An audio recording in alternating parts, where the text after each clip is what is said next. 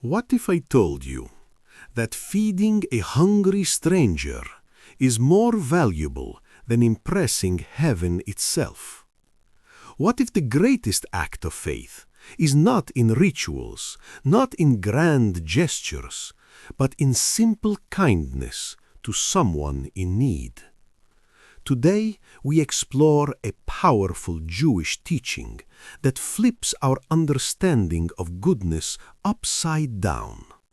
A story that asks one uncomfortable question: are you trying to impress God or serve humanity? Welcome back to the Wisdom of Israel series.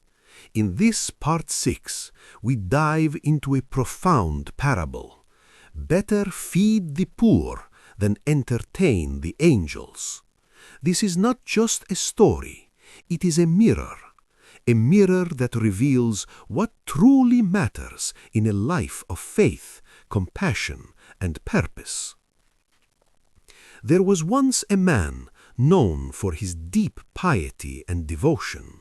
He prayed regularly, he followed every religious command, and more than anything, he longed for a divine encounter.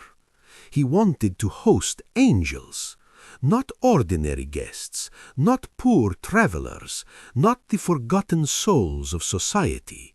He wanted something higher, something divine. So one day he prepared a grand feast.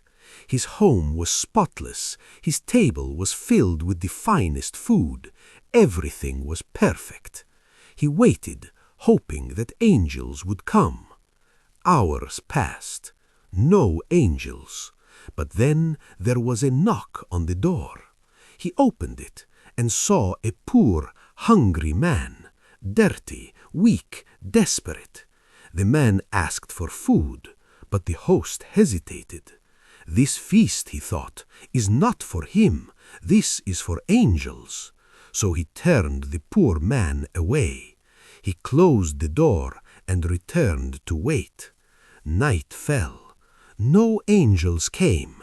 Instead, a voice spoke within him.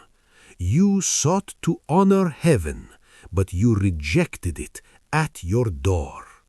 In that moment he understood. The angels had come, not with wings, not in glory, but in the form of a human being, and he had failed. This story carries a powerful truth. God is not impressed by appearances. He is revealed through compassion. The man in the story made a mistake that many of us still make today. We chase recognition. We perform goodness.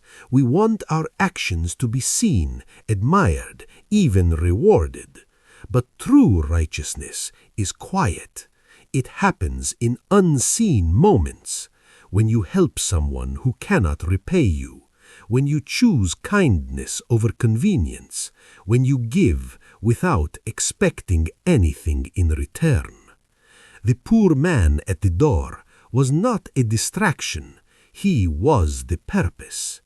This teaching reminds us that human need is more sacred than spiritual ambition. Why is this idea so powerful? Because it challenges our ego. It tells us that feeding the poor is greater than hosting angels. Serving people is greater than seeking divine favor. Doing good quietly is greater than being seen as good. It shifts religion from performance to purpose. Think about it. It's easy to act kind when people are watching. But what about when no one sees? What about when the person in need is inconvenient, uncomfortable, unattractive? That is where true character is revealed. This teaching doesn't just ask us to believe, it asks us to act. In today's world, this message is more relevant than ever. We live in a time where people post charity online for validation. Kindness is sometimes turned into content. Good deeds are measured by likes and shares. But this story reminds us, real goodness is not for display. It is for impact. You don't need a grand stage to do something meaningful.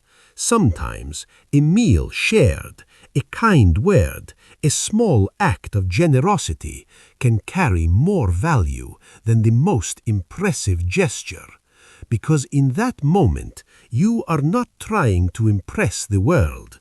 You are answering a deeper calling.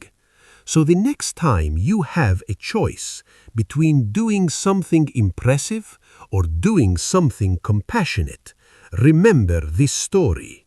Remember the man who waited for angels and turned them away.